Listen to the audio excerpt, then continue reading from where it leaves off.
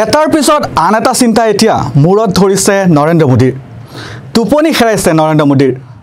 মোদীৰ বাবে নিষ্ঠুৰ হৈ পৰিছে সময়ৰ ঘড়ী কাটা সময় নাই এতিয়া মোদীৰ হাতত খুব কম সময় আছে মোদীৰ হাতত এতিয়া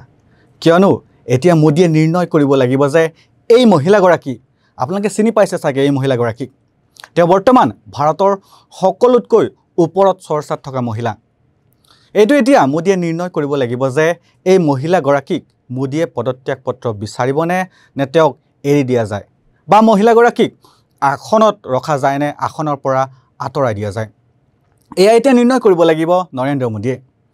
যদিহে মোদীয়ে বিচাৰে তেন্তে মাত্ৰ এটা ফোন কল কৰিলে হ'ল বিত্তীয় মন্ত্ৰী নিৰ্মলা সীতাৰমণক মাত্ৰ 10 মিনিটৰ ভিতৰত পদত্যাগ কৰিব লাগিব এইগৰাকী মহিলাই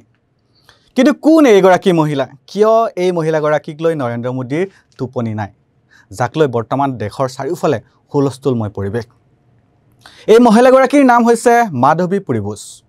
এইগৰাকী মাধৱীৰ আকৌ শৈক্ষিক আৰু পেছাদাৰী কেৰিয়াৰ ঈৰ্ষণীয়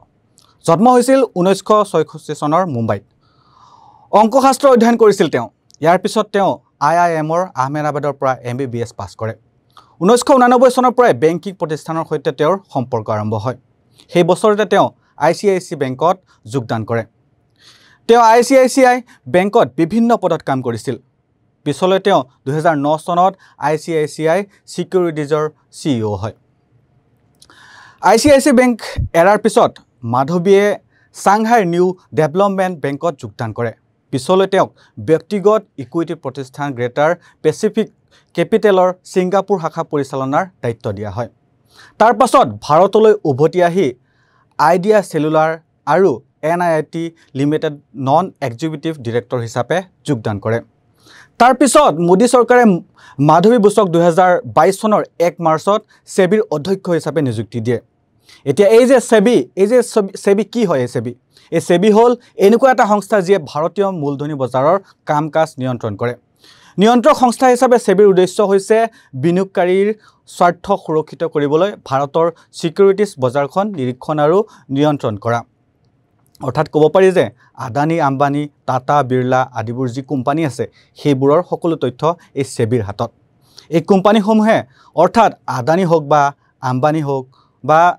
টাটাই হোক কিবা ভুল বা কিবা খেলিমেলি কৰে তেন্তে সেই কোম্পানীক শাস্তি দিয়াৰ ক্ষমতা আছে এই সেবিৰ শ্বেয়াৰ বজাৰত গড়বড়ি কৰা সকলক ব্লেকলিষ্ট কৰিব পাৰে এই সেবিয়ে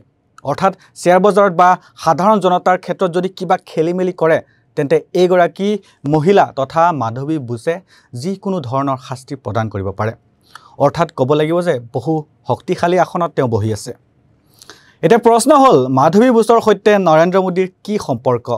মাধৱী বুছে এনে কি কৰিলে যাৰ বাবে নৰেন্দ্ৰ মোদীৰ টোপনি নাই মই অলপ আগত আপোনালোকক জনাইছিলোঁ যে মাধৱীক মোদী চৰকাৰে সেবিৰ অধ্যক্ষ পদত নিযুক্তি প্ৰদান কৰিছিল অৰ্থাৎ মোদীৰ কৃপাতেই মাধৱী বুছ এখন শক্তিশালী আসনত বহিবলৈ সক্ষম হৈছে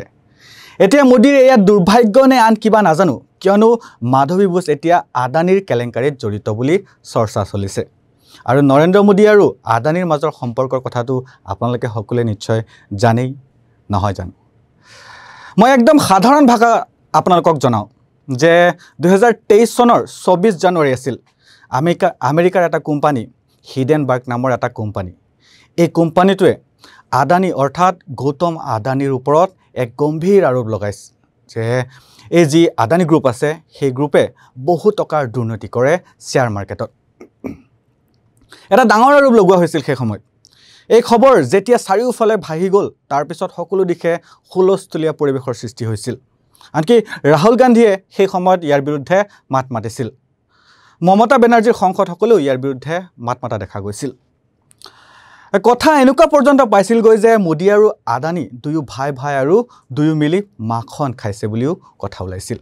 আৰু মোদী আৰু অমিত শ্বাহ আদানী সংৰক্ষণ কৰাত কিন্তু লাগি পৰিছিল কিন্তু তাৰ পিছত এইগৰাকী ভাৰতৰ মুখ্য ন্যায়াধীশ চন্দ্ৰচূড়ে এই সকলো ঘটনাৰ ৰহস্য জানিবলৈ সেবিৰ ওচৰত এখন প্ৰতিবেদন দাখিল কৰে কাৰণ মই প্ৰথমে জনাইছিলোঁ যে সেবি এনেকুৱা এটা সংস্থা যিয়ে শ্বেয়াৰ মাৰ্কেটখন নিয়ন্ত্ৰণ কৰে আৰু এই সেবিৰ মুখ্য কোন আছিল মাধৱী বুছ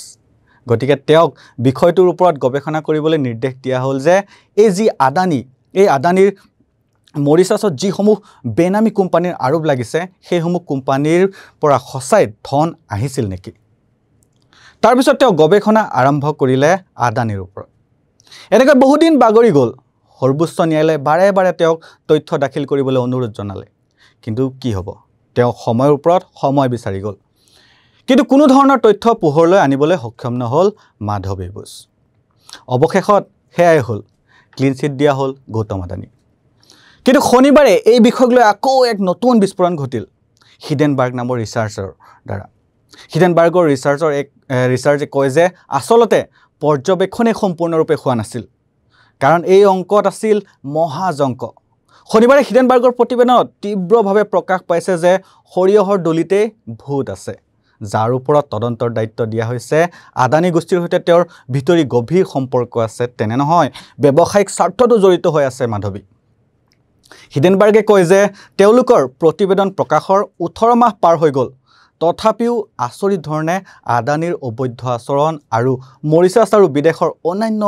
যিবোৰ ভুৱা কোম্পানী আছে সেই কোম্পানীত তেওঁলোকৰ লেনদেনৰ প্ৰতি সেবিয়ে কোনো আগ্ৰহ প্ৰকাশ কৰা নাই হিডেনবাৰ্গে দাবী কৰে যে মাধৱী বুছ আৰু তেওঁৰ স্বামী ধৱল বুছে মৰিচাছ আৰু বাৰ্মুডাত ভুৱা বিদেশী কোম্পানীত বিনিয়োগ কৰিছিল যাৰ সৈতে গৌতম আদানীৰ ভাতৃ